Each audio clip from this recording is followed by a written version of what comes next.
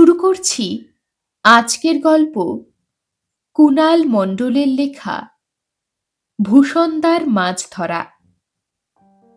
নাম তার ভূষণ পাত্র, বাড়ি তার জয়নগরের মগরাহাট গ্রামে। তিনি গ্রামের একজন ডাকাবুকো, সাহসী, চতুর এবং ভোজন রসিক লোক। বয়স 52 বছর, উচ্চতা 5 ফুট 10 ইঞ্চি এবং কালো পেটানো চেহারা। তার পৈতৃক চাষবাস সে আর তার স্ত্রী কমলা দেখাশোনা করে। ছোটবেলা থেকেই ভূষণদার নেশা হলো মাছ ধরা। মাছ একবার ছিপ দিয়ে ধরতে পারলে তার স্নান খাওয়ার কিছুই খেয়াল থাকে না। এই মাছ ধরার জন্য তাকে বাবা মা এবং বউয়ের কম মুখ শুনতে হয়নি। তবুও তার এই মাছ ধরার নেশা কেউ ছাড়াতে পারেনি। পাড়ার দক্ষিণ দিকে চণ্ডীমণ্ডপ ছাড়িয়ে বাঁদিকে কাঁচা রাস্তায় 10 মিনিট হাঁটলেই পাঁচু মুদির দোকান পড়ে। এই পাঁচু ভূষণদার ছোটবেলার বন্ধু। দুজনে ছোটবেলা থেকেই একসঙ্গে গ্রামের পাঠশালায় পড়তো, একসঙ্গে খেলতো আর মাছ ধরতো। যদিও পাঁচু মাছ ধরা বউয়ের ধমকের চোটে ছেড়েই দিয়েছে, কিন্তু মাঝে মধ্যে ভূষণদার পাল্লায় পড়ে সেও মাছ ধরতে যায়। মগরাহাট গ্রামে প্রচুর পুকুর আছে, যেখানে মাছ ভালোই পাওয়া যায়, কিন্তু ভূষণদার পুকুরের মাছ ধরতে ভালো লাগে না। সে বলে, পুকুরে চুনোপুটি ছাড়া আর কি পাবো? বেড়ে সাইজের মাছ ধরতে হলে ছিপ ফেলতে হবে আমাদের গ্রাম থেকে 1 মাইল দূরের বাঁশবনের পাশের নিম দিঘিতে।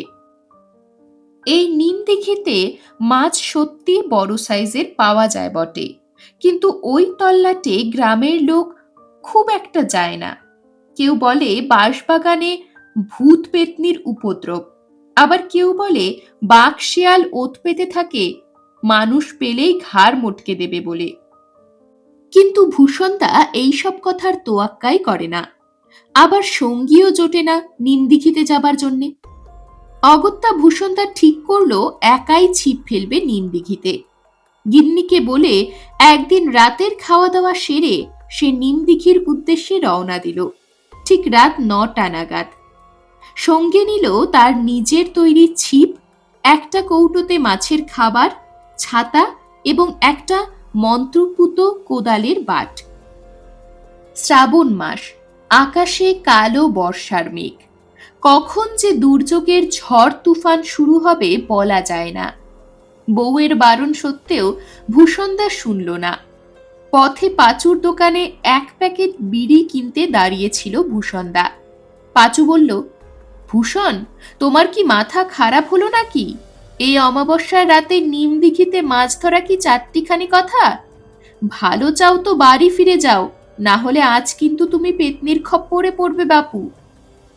বন্ধুর কথা ভূষণদা একটা খুব হো হো করে অট্টহাস্যে উড়িয়ে পাঁচুর কাছ থেকে 1-এর বদলে 2 প্যাকেট বিড়ি নিয়ে রওনা দিল।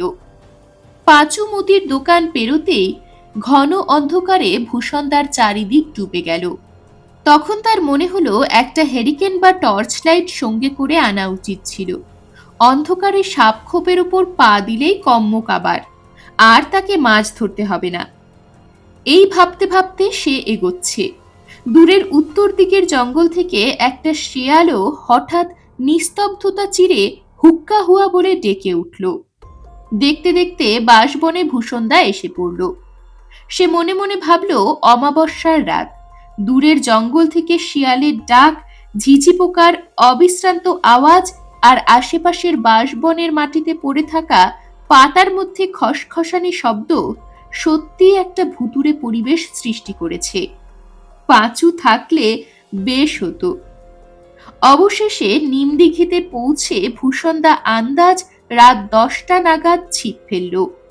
মাছ রাখবার একটা ঝুড়ি ভূষণদার ছিল, সেইটাকে পাশে রেখে বিড়িতে টান দিতে দিতে এক কলি গানও ধরল। হঠাৎ সে টের পেল ছিপে টান লাগছে, আর ছিপ ধরে টান দিতেই একটা মাঝারি সাইজের মাছ পেল। এদিকে আকাশে টিপটিপ বৃষ্টিও শুরু হলো। ভূষণদা কিন্তু ছাতার আড়ালে বসে মাছ ধরতে লাগলো বেশ। দেখতে দেখতে গত 1 ঘন্টায় সে প্রায় 10টা মাছ ধরেছে। বিড়িতে টান দিতে দিতে সে আরো মাছ ধরতে লাগলো আর মনে মনে নিমদিঘির প্রশংসা করতে লাগলো। হঠাৎ গাঢ় অন্ধকার থেকে কে যেন বলল, ও ভূষণ, একখানি মাছ দিবি? ভূষণ তার সাহস আছে, কিন্তু আচমকা এই আওয়াজে তার শিরদাঁড়া বেয়ে যেন একটা ঠান্ডা স্রোত নেমে গেল। কে ডাকলো তাকে এই রাতে? তার নামই বা জানলো কি করে? এই সব সে মনে মনে ভাবছে, আর তক্ষুনি সেই কণ্ঠস্বর বলে উঠল, আমাকে চিনলি না ভূষণ? আমি যে তোর খুড়িমা, তোর বন্ধু গোকুলের খুড়িমা। এবার চিনলি? ভূষণদা বলল, ও তুমি? এই অমাবস্যার রাতে তুমি এখানে কি করছো? তোমার তো অসুখ হয়েছিল, গোকুলের মুখে শুনেছিলাম। সেরে গেছে বলে মনে হচ্ছে।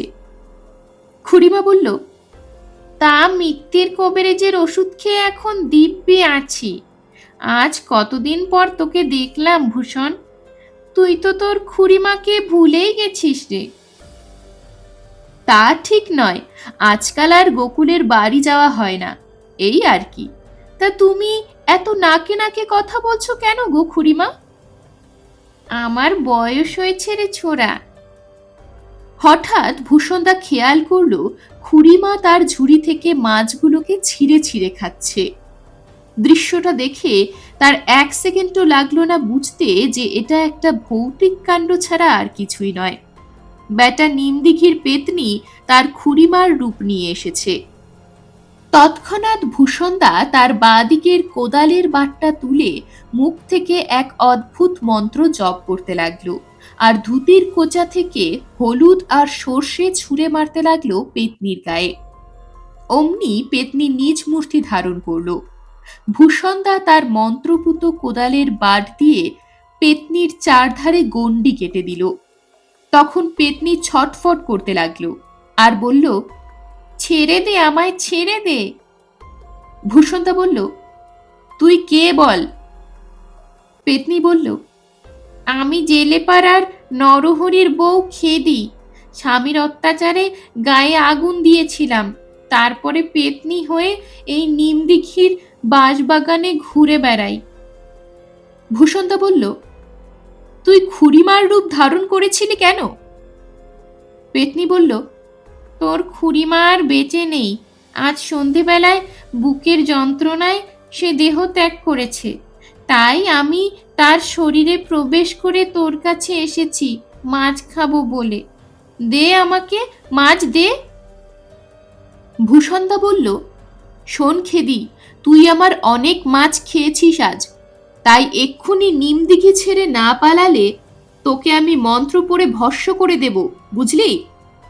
এই বলে ভূষণদা হলুদ সর্ষে ছুঁড়ে পেতনিকে মারতে লাগলো, আর অমনি পেতনি মা গো, বাবা গো বলে ছটফট করতে লাগলো আর বলল, দোহাই, আমাকে ছেড়ে দে, তুই যা চাইবি তাই দেব আমি। আর তক্ষুনি ভূষণদার মাথায় একটা বুদ্ধি খেলে গেল।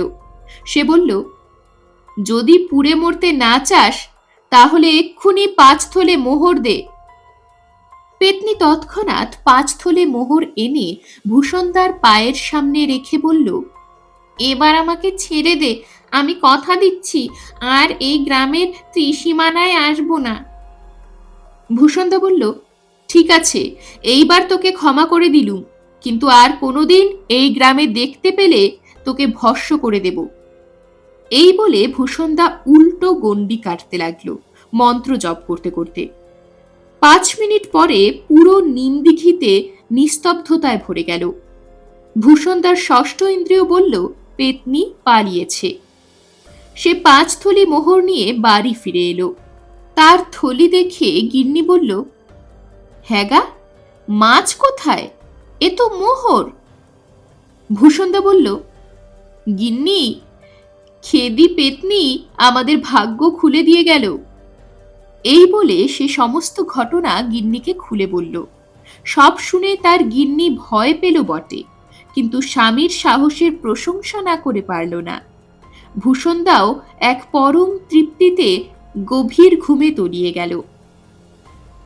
এরকমই আরো সব গল্প পেতে চ্যানেলটিকে সাবস্ক্রাইব করে দেবেন। আর গল্পটি যদি ভালো লেগে থাকে তাহলে লাইক, শেয়ার আর কমেন্ট করে দেবেন।